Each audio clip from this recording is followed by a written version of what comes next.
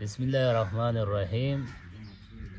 زما پاکستانیانو ورونو په دې PDM ته چې د حکومت ملاو شوی دی نو یو کال خو تقریبا وشو، نو اوس خبره را روانه رو قانون ته راورسېده. اوسه پورې خو د زور د مارچونو او د جلسو خبره اوس خبره قانون ته راورسېده. نو تقریبا دا 2 میاشتې کېږي چې موږ په دې میډیا باندې او سوشل میډیا باندې ګورو دا څه چې روان دي دوه ډوله د قانون چې چا جوړ کړی ډوله څوک یې مني نه په دې اندازه باندې.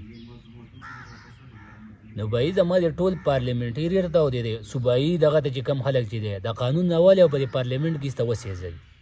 بهي څه مطلب یې نشته چې نه یې مني نو سلم جوړ کړی دی، ولې د میډل کلاس خلکو دپاره او د غریبانو خلکو دپاره هم جوړ کړی دی چې بهي دا وزیران او دغه به یې نه مني.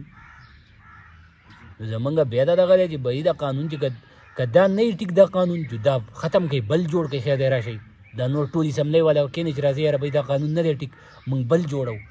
او که نه دغه ټیکي د قانون نو بیا یې منئ ولې نه، مسله څه ده؟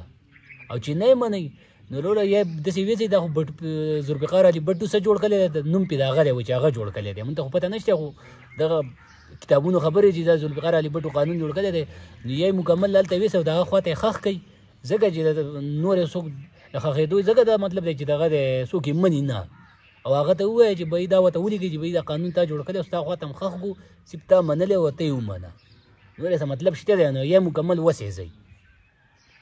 وروره د عمران خان دپاره په 12 بجې باندې د عادت کولویږي، هغه کور ته لیږل شي، هغه ځي اسمبلي پرېږدي، وزارت یې پرېږدي هر څه. او نن وروره نن الیکشن نه کېږي، دغه نه کېږي په قانون کې دقه هم دي چې په 90 ورځو کې به حکومت مات شو، اسمبلي وزیر اعلی ماته کړله او په 90 ورځو کې وروره الیکشن وکړه.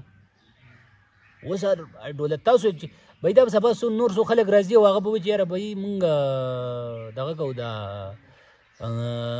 د 20 سال لپاره او موږ خپل حکومت قایمو. نو دا کېږي د پاکستان کې وروره جمهوري نظام دی، موږ جمهوریت والا دغه یو، موږ دغه والا نه یو، باچاحت والا نه یو. که څوک باچاحت او دغه تسلیموي هغه د سعودي عرب ته ځي، دغه ملکونه یا دوبۍ ته دي ځي. دلته موږ وره باچاهي سیسټم نه غواړو، نه د 15 کالو لپاره سیسټم دی، 15 کالو لپاره به یې کوي، که 15 کالو لپاره نه نو ځي دي بل ملک ته دي ځي او یا د سیاست نه کوي هم په دې ملک کې.